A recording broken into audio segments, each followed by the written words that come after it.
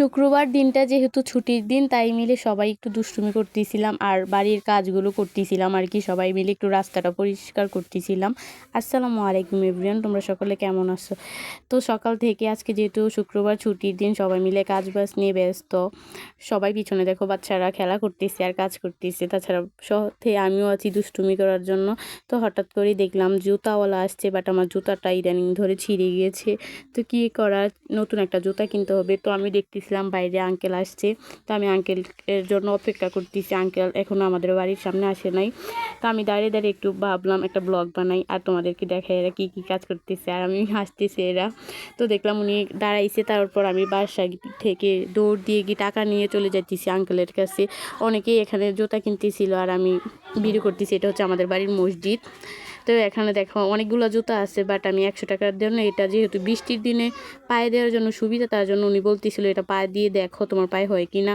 তো দেখলাম এটা আমার পায়ে হইতেছে না, তারপর আমি বললাম অন্য কালার দেন, অন্য সাইজের দেন। তারপর উনি আমাকে অন্য সাইজের আরেকটা দিতে লাগলো। আর ওনার কাছে মোটামুটি ভালোই জুতা আছে আর কি। আসলে তোমরা হয়তো ভাববা আমি এত টাকার মালিক ফুটপাত থেকে কিনতেছি, আসলে আমার কোনো টাকা পয়সা নাই। এটা আমি আমার আম্মুর কাছ থেকে অনেক কষ্ট করে আনছি এই টাকাটা। তো এখন আমি জুতা, উনি আমাকে একটা নতুন মডেলের জুতা বের করে দিতেছে আর কি। আসলে আমি কালো কালারটাই নিব, এটা মানে বৃষ্টির দিনের জন্য খুবই ভালো হবে পা দেওয়ার জন্য। তো আমি এখন এটা নিয়ে নিতেছি। তো আমি যখন যেহেতু আঙ্কেলকে বললাম কালো কালার দিতে অন্য সাইজে, তো আঙ্কেল আমাকে তার কথা মতোই দিতেছে, মানে আমার কথা মতো আঙ্কেল আমাকে বের করে দিতেছে।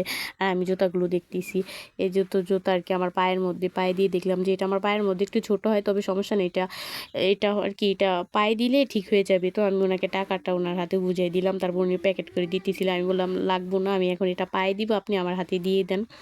আর দেখো গাইস জুতাটা, আর তারপর দেখো আমার বোনের মেয়েগুলো দেখতেছে আর ওরা বলতেছিল জুতাটা সুন্দর আছে, তোমার পায়ে মানাবে। তা আমি তো আরেকটু খুশি হয়ে গেলাম, যেহেতু বলছে ওরা আমার পায়ে মানাবে। আর আমি একটু ব্লগ বানাচ্ছিলাম, আঙ্কেল চলে যেতেছিল। তার এটা হচ্ছে আমার বোনের মেয়ে, দেখো আমাকে বলতেছিল টাকা জুতাটা তোমার পায়ে সুন্দর লাগবে, এরকম আমিও কিনবো। হ্যাঁ হ্যাঁ বোনকে দেখাচ্ছে, আলো ওরা হচ্ছে কাজ করতেছিল। তো দেখো ওরা কি পরিমাণ কাজ করতেছে, আসলে বাড়ির আঙ্গিনা পরিষ্কার করতেছে। এরা নাকি এখানে ফুলের গাছ লাগাবে, আর তার মধ্যে একটু সবাই মিলে মজা করতেছি, ডান্স করতেছে। দেখো এটা হচ্ছে আমার বোনের ছেলে, ডান্সের মধ্যে সেরা। দেখো গাইস কি সুন্দর ডান্স দিতে। আজকের ভিডিওটা এই পর্যন্ত, সবাই ভালো থেকো, আল্লাহ হাফেজ।